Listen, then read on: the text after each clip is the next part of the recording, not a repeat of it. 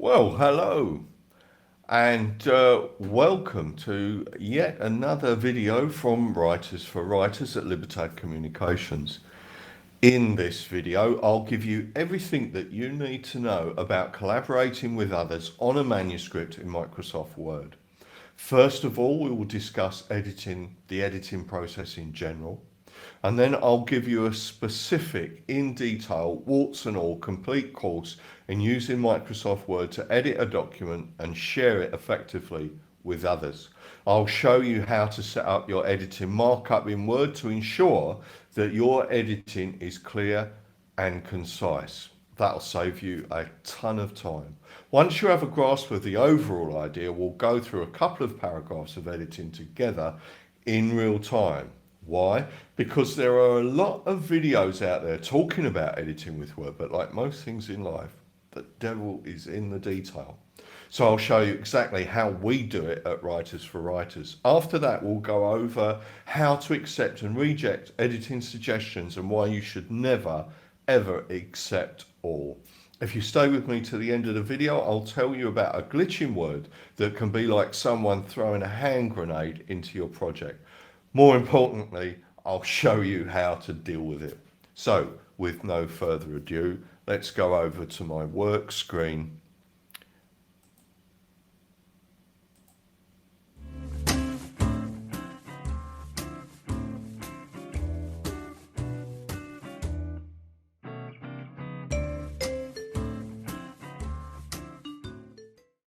Why use Microsoft Word? Well, back in the day, when you wanted to edit somebody's text, that you would have to use a markup language, which is it's a kind of a language that you needed to learn. And what was important is you needed to an author needed to learn it as much as the editor.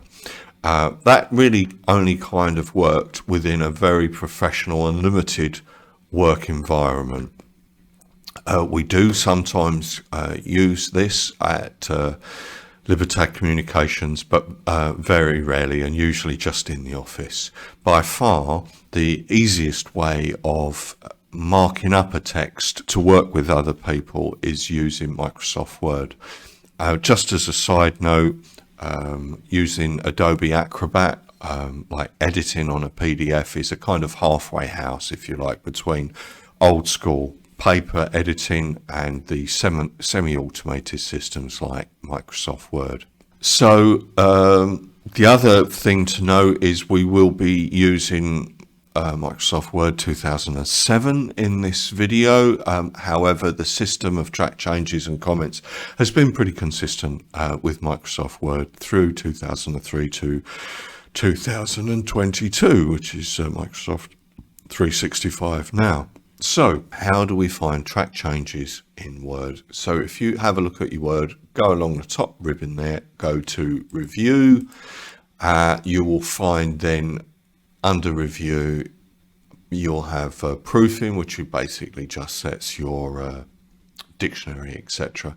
But what we're interested in today is comments, which you'll see is pretty self-explanatory. We'll have a look at that in anger shortly. Then you get tracking, changes, which is where we do the accept and reject. The most important thing for the moment is you turn track changes on by hitting the page and pencil, and it should change color, and you can see yes, track changes is on, and you can take track changes off. To change the editor's name, go to username, and you can change the name and the initials of the editor, how you want that to be displayed. And the most important thing for us at the moment is to change the markup. You go to track changes options, and this gives us the opportunity to set up our preferred system of markup, which is very close in a way to the old school markup system. At Libertad Communications, Writers for Writers, we have all markup in red because we want it to be as easily seen as possible. That gives you an underline for insertions, strike through for deletions, and you get any change in a line, a red line on the outside. All comments are in yellow. Track moves is a double strike through and a double underline in green. The rest is pretty much straight out of the box as Word is set by default. You can get a copy of this setup for free. It's a free download in our book, the Writers for Writers Guide to Editing. So you're welcome to just send us an email. We'll email that book to you. So that is the system of markup. Just for your information, how the balloons are displayed, the information is displayed, you can change that here. We have it at show only comments and formatting in balloons. And if you're working on a big document, some people like to use a reviewing pane, which can be displayed wherever you like.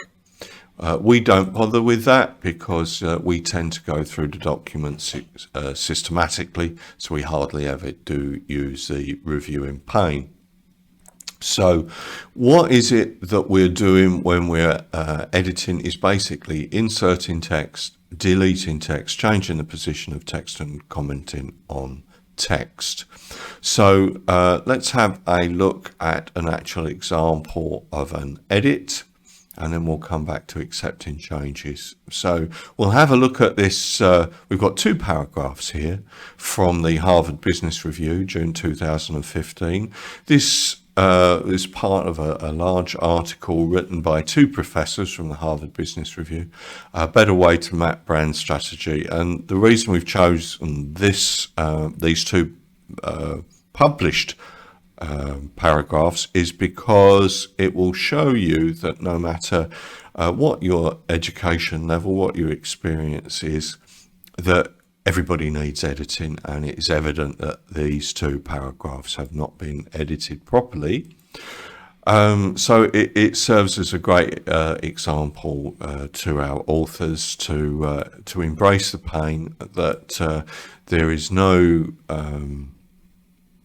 stigma to your work needing editing.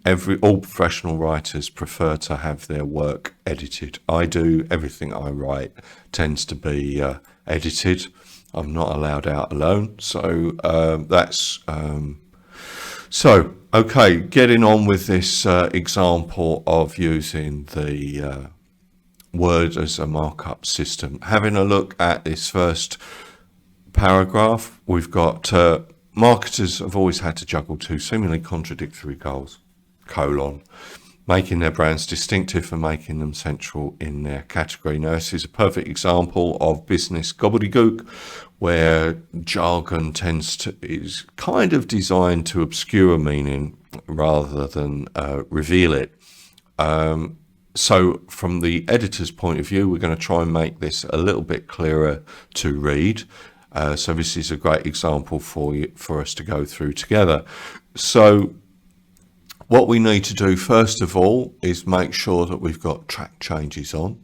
Yep, we've got track changes on. So we'll go back to our and what we'll do there is, because it's contradictory, we'll delete that and put in or, which makes a lot more sense. So that reads, marketers have always had to juggle two seemingly contradictory goals, making their brands distinctive or making them central in their category. The authors have decided to expand on that idea within this paragraph. You've got two conflicting ideas, central brands and distinctive brands. They start their central brands here, and they then include distinctive brands down here, which, as you'll see, makes it quite hard to read. So we'll push that down.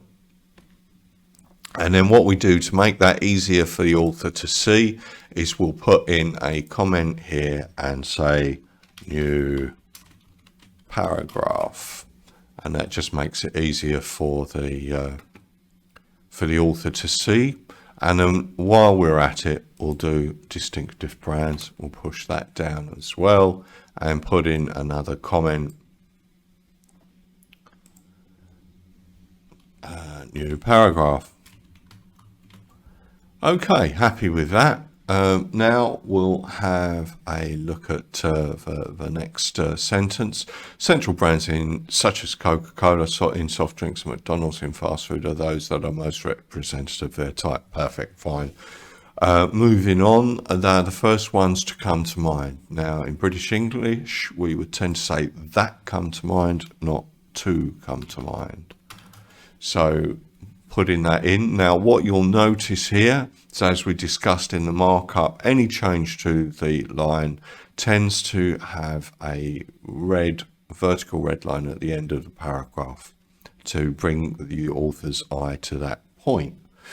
So that's fine. That reads a lot easier. Central brand, blah, blah, blah. They're the first ones that come to mind and they serve as reference points for comparison.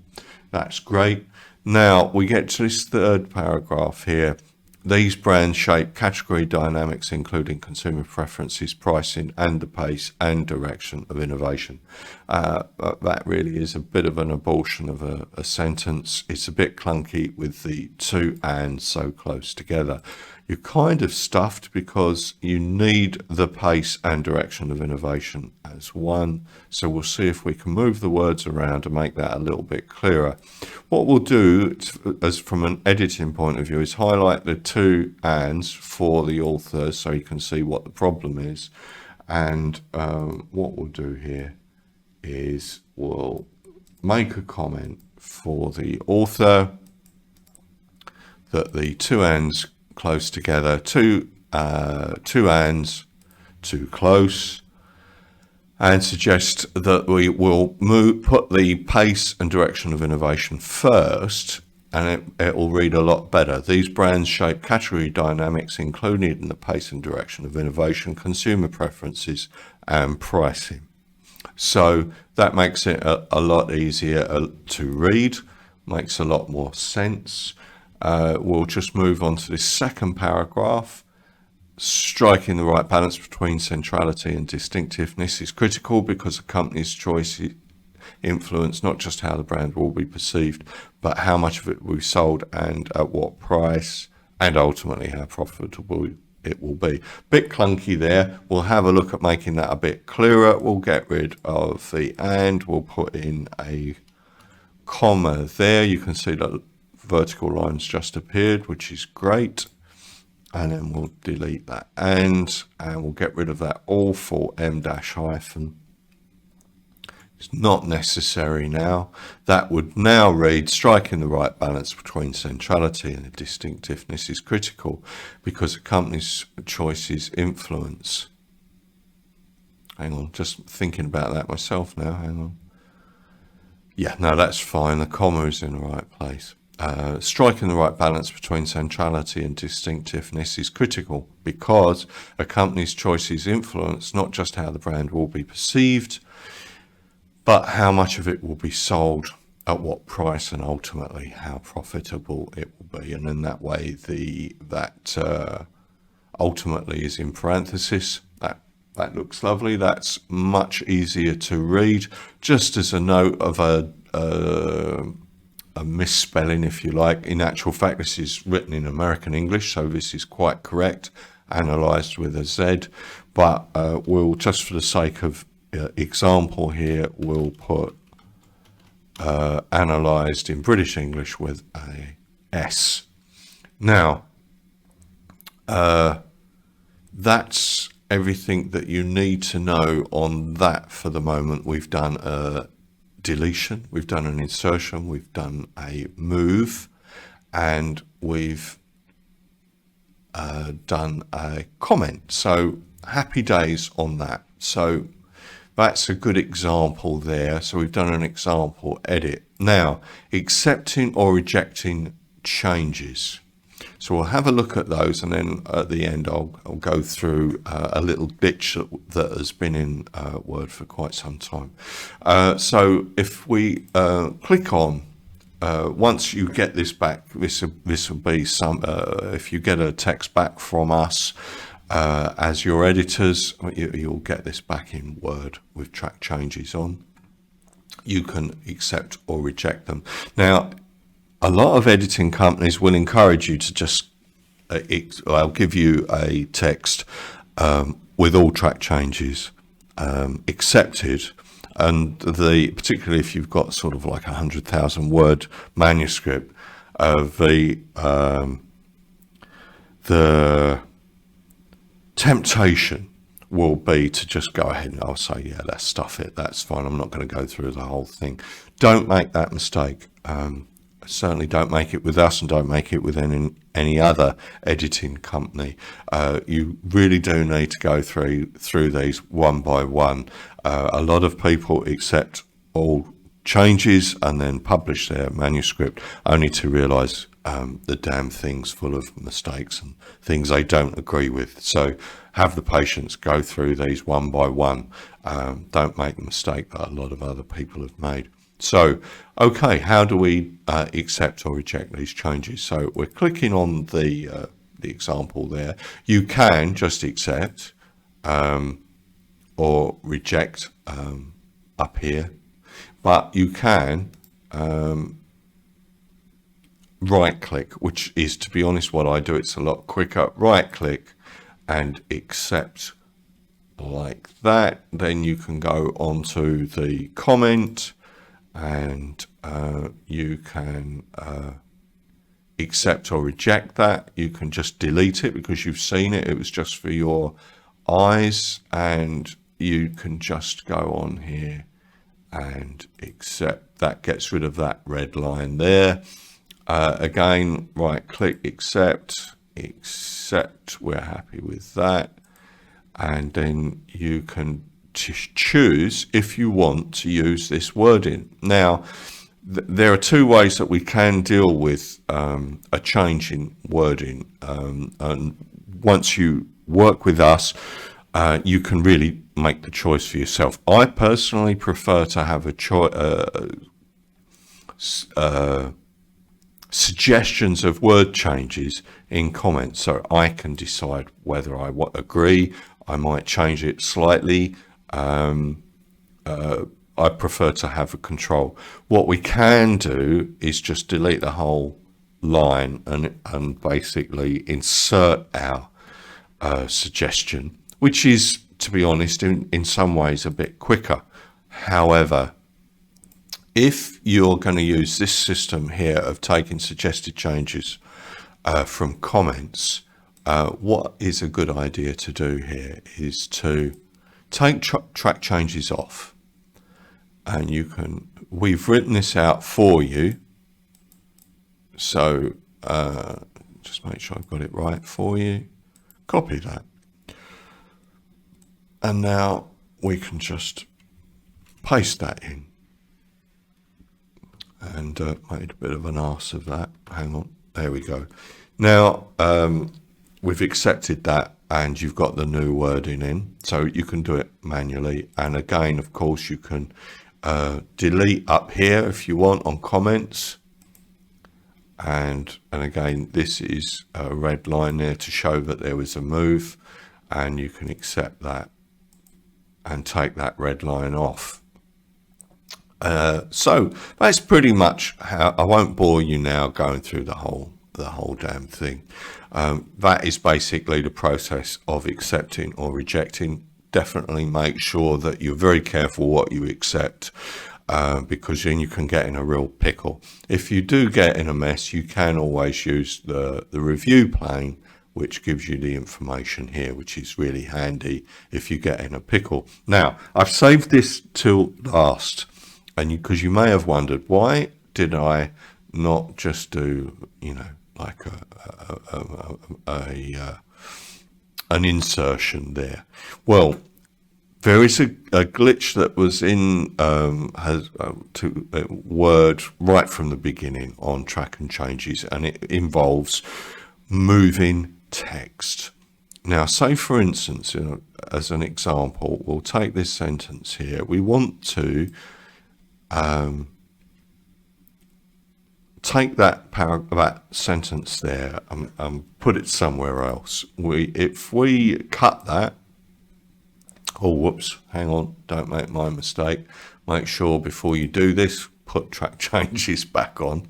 So you're going to cut that out, and then you're going to put that somewhere else. Now, theoretically, I should be able to push that in there, and now that should come up in green. But, and this is the thing, we've been in touch with Microsoft, we've gone through this, all of us are quite au fait with computers. We've done everything that we can, and if you look this up yourself, you'll see this has been a glitch in Microsoft Word for years. They didn't give a shit about this in 2007, and they certainly don't give a shit about it now with Microsoft 365, and you can pay through the nose for the pleasure. You can spend a lot of time trying to sort this out. Don't waste your time. Unfortunately, it is what it is, which is why we tend to use the move and the written suggestion in comments.